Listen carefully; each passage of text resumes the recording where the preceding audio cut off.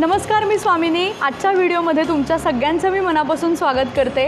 पुण्यातील कलातीर्थ संगीत चित्रकला विद्यालय हे 1995 सालापासून संगीत क्षेत्रात कार्यरत आहेत। अनेक विद्यार्थी इकडे गायन, हार्मोनियम, तबला आणि चित्रकला या कलांचं शिक्षण घेत आहेत आणि तुम्हाला देखील या कला अतिशय सोप्या पद्धतीने आणि खूप आनंदात शिकायच्या असतील तर कलातीर्थ लगेचच जॉइन करा। ऑनलाइन आणि ऑफलाइन दोन्हीही क्लासेस अवेलेबल आहेत। रजिस्ट्रेशन लिंक डिस्क्रिप्शन बॉक्समध्ये दिलेली आहे।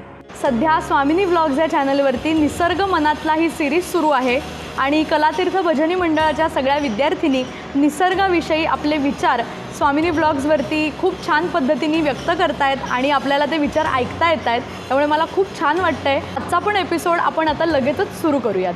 नमस्कार, मी मनीषा गोखले।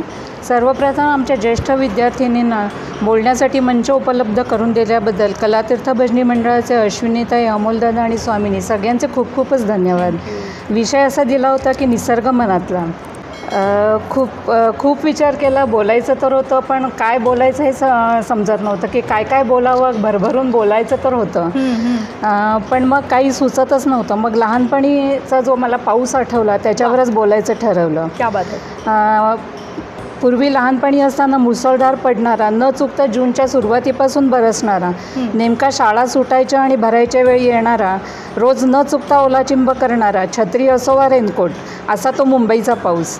पण अलीकडे जून सरत आला तरी हुलकावणी देणारा, शेतकऱ्याच्या डोळ्यात पाणी आणणारा पाऊस आपल्या चुकांमुळेच आपल्यावर रुसलाय का काय असं मला वाटतं।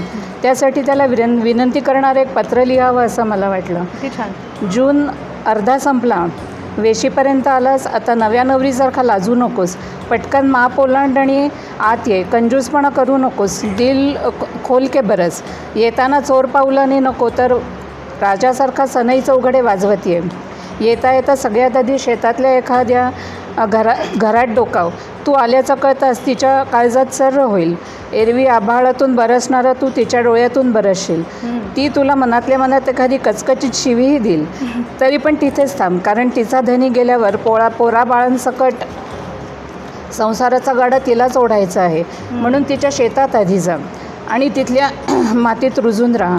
मग रानावनात पड, रस्त्यांवर पड, खिडक्यांना पागोळ्या होऊन लगड। नद्या भर, विहिरी भर, धरणाचे दरवाजे उघड।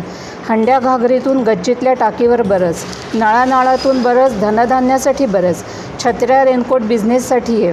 पानाफुलांना सजव, गाईगुरांना भिजव, पक्षी पाखरांना नाचव।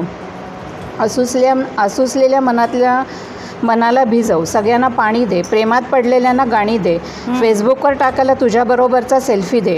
वाफाळलेल्या चहासाठी, गरम गरम भज्यांसाठी ये, शेगडीवरच्या कणसांसाठी ये, तर्राट होऊन ये, सैराट होऊन ये आणि सगळीकडे झिंगझिंग हिंगाट करून टाक। कलातीर्थ संगीत चित्रकला विद्यालय आणि कलातीर्थ भजनी मंडळ आणि स्वामिनी व्लॉग्स या सगळ्यांच्या तर्फे तुम्हाला एक छोटीशी भेट। यामध्ये हे बीजगोळे आपण प्रत्येक विद्यार्थिनीला देणार आहोत आणि जसं हे लावल्यानंतर हा वृक्ष बहरणार आहे तसाच आपला प्रेमाचा वृक्ष असाच बहरत राहावा ही देवाकडे प्रार्थना। तर आजचा व्हिडिओ तुम्हाला कसा वाटला हे मला कमेंट करून नक्की सांगा। त्याचबरोबर हा व्हिडिओ जर तुम्हाला आवडला असेल तर व्हिडिओला लाईक करा, तुमच्या सगळ्या मित्रमैत्रिणींना, नातेवाईकांना हा व्हिडिओ नक्की शेअर करा आणि स्वामिनी व्लॉग्स या यूट्यूब चॅनलला नक्की सबस्क्राईब करा। आपण भेटूया पुढच्या व्हिडिओमध्ये।